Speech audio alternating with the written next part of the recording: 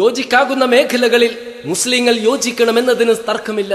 വിയോജിക്കുമ്പോഴും സ്നേഹത്തോടെ പരസ്പരം പെരുമാറണമെന്ന കാര്യത്തിൽ അഭിപ്രായ ഭിന്നതയില്ല. എന്നാൽ ഇസ്ലാമിന്റെ അടിസ്ഥാന പ്രമാണങ്ങൾക്ക് വിരുദ്ധമായ നിലപാടുകളെ നിസ്സാരവൽക്കരിച്ചുകൊണ്ട് ഒരു ഇസ്ലാമിക ഭരണത്തിനു വേണ്ടി കൃത്രിമ യോജിപ്പുണ്ടാക്കുന്നതിനെയാണ് ഇവിടെ പരാമർശിക്കുന്നത്. നാം തന്നെയാണ് അല്ലാഹു. അത് മനസ്സിലാക്കി കഴിഞ്ഞാൽ നമസ്കാരവും വ്രതവും മറ്റു സൽക്കർമ്മങ്ങളും ഒന്നും വേണ്ട എന്ന് വാദിക്കുന്ന സൂഫികളാണ് ഇസ്ലാം എന്ന മതത്തിൽ ഭിന്നിപ്പുണ്ടാക്കിയ മറ്റൊരു വിഭാഗം. സ്രഷ്ടാവും സൃഷ്ടികളും ഒന്ന് തന്നെ എന്നത് അദ്വൈത ദർശനവും സ്രഷ്ടാവും സൃഷ്ടികളും ഭിന്നമാണെന്നത് തൗഹീദുമാണ്. സ്രഷ്ടാവും സൃഷ്ടിയും ഭിന്നമാണെന്നും സ്രഷ്ടാവായ അല്ലാഹു ഒഴിച്ചുള്ളതെല്ലാം അവന്റെ സൃഷ്ടികൾ മാത്രമാണെന്നും അതുകൊണ്ട് സ്രഷ്ടാവിനെയല്ലാതെ സൃഷ്ടികളെ ആരാധിക്കരുതെന്ന തൗഹീദിന്റെ അടിസ്ഥാന തത്വത്തിന് ഘടകവിരുദ്ധമാണ് അദ്വൈത ദർശനം. ശങ്കരാചാര്യർ ഉൾപ്പെടെയുള്ള അദ്വൈതവാദികൾ അദ്വൈത ദർശനം സ്ഥാപിക്കാനായി നൽകുന്ന ചില ഉദാഹരണങ്ങളാണ് മൺചട്ടിയും മണ്ണും, സ്വർണവും ആഭരണവുമെല്ലാം. മൺചട്ടി മണ്ണുകൊണ്ട് നിർമ്മിക്കുന്നു, ചട്ടി പൊട്ടിയാൽ അത് മണ്ണായിത്തീരുന്നു. സ്വർണം കൊണ്ട് ആഭരണം ഉണ്ടാക്കുന്നു, ആഭരണം ഉരുക്കിയാൽ അത് സ്വർണമായിത്തീരുന്നു. അതുപോലെ മനുഷ്യ ശരീരം ഒരു മൺചട്ടിയോട് ഉപമിക്കാം. ചട്ടിക്കുള്ളിലെ ആത്മാവാണ് ദൈവം. ഒരു മനുഷ്യൻ മരിക്കുമ്പോൾ ആ ശരീരമാകുന്ന ചട്ടി മാത്രമേ നശിക്കുന്നുള്ളൂ. എന്നാൽ ആ ശരീരത്തിൽ ഉണ്ടായിരുന്ന ദൈവമാകുന്ന ആത്മാവ് പരമോന്നത ദൈവമായ പരമാത്മാവിൽ ലയിക്കുന്നു. ഈ ദർശനത്തെ ഇസ്ലാം ഒരിക്കലും അംഗീകരിക്കുന്നില്ല. എല്ലാവരുടെയും ഉള്ളിൽ ദൈവമാണെന്ന് അംഗീകരിച്ചാൽ ആ ദൈവം തന്നെയല്ലേ മനുഷ്യരുടെ ഉള്ളിലിരുന്ന് നന്മയും തിന്മയും ചെയ്യിക്കുന്നതെന്ന് കൂടി നാം അംഗീകരിക്കേണ്ടതായി വരും. ഹിറ്റ്ലറിന്റെ ഉള്ളിലും പ്രവാചകന്മാരുടെ ഉള്ളിലും ദൈവമാണെങ്കിൽ ആ ദൈവം തന്നെയല്ലേ ഹിറ്റ്ലറിനെ കൊണ്ട് കൊടും ക്രൂരതകളും പ്രവാചകന്മാരെ കൊണ്ട് നന്മകളും ചെയ്യിപ്പിക്കുന്നത്? അപ്പോൾ കുറ്റക്കാരൻ ദൈവമല്ലേ? എന്നാൽ ഇസ്ലാം പഠിപ്പിക്കുന്നത് മറ്റൊന്നാണ്. സ്രഷ്ടാവും സൃഷ്ടിയും ഭിന്നമാണെന്നും സ്രഷ്ടാവ് ഒഴിച്ചുള്ള സർവസ്വവും അവന്റെ സൃഷ്ടികൾ മാത്രമാണ്.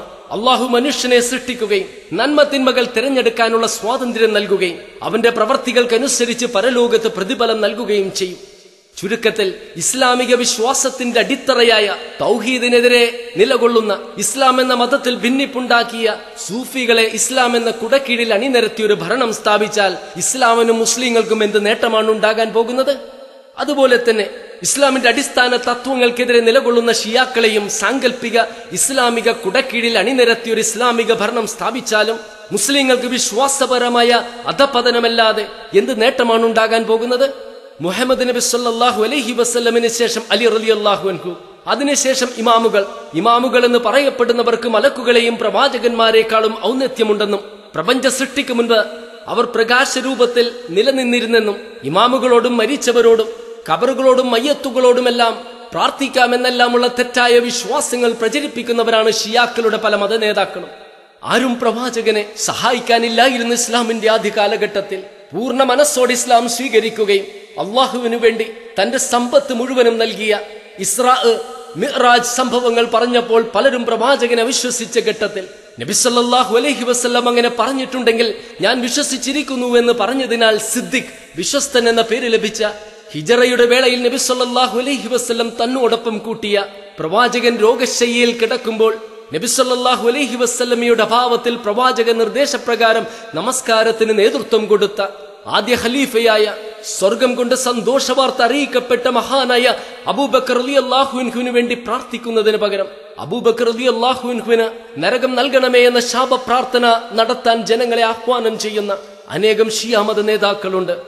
അള്ളാഹു സത്യം ഉമറിന്റെ നാവിലിട്ട് കൊടുക്കുന്നു. ഉമറാകട്ടെ സത്യം പറയുന്നു.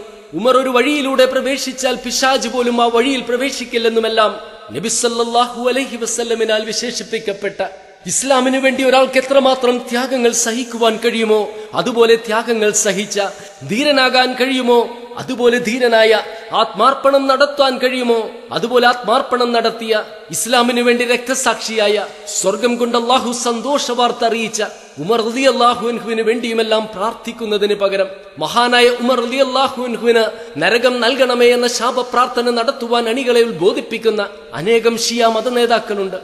ഇങ്ങനെ ഇസ്ലാമിന്റെ അടിസ്ഥാന തത്വങ്ങൾക്ക് വിരുദ്ധമായി നിലകൊള്ളുന്ന ഷിയാക്കളെയും അത്തരം ആദർശങ്ങൾ പിന്തുടരുന്നവരെയും അവരുടെ ആദർശ വ്യതിയാനം ബോധ്യപ്പെടുത്തി ഇസ്ലാമിന്റെ യഥാർത്ഥ അധ്യാപനങ്ങളിലേക്ക് നയിക്കുന്നതിന് പകരം ആ ആദർശ വ്യതിയാനങ്ങളെല്ലാം വിസ്മരിച്ച് അതിനെ സംബന്ധിച്ചുണർത്താതെ മുസ്ലിം ഐക്യമെന്ന സാങ്കല്പിക കുടക്കീഴിൽ അണിനിരത്തി ഒരു ഇസ്ലാമിക ഭരണം സ്ഥാപിച്ചാൽ എങ്ങനെയാണ് വിശ്വാസപരമായി നമുക്ക് നേട്ടമുണ്ടാകുക? എങ്ങനെയാണ് പരലോക വിജയം നമുക്ക് കരസ്ഥമാക്കാൻ കഴിയുക?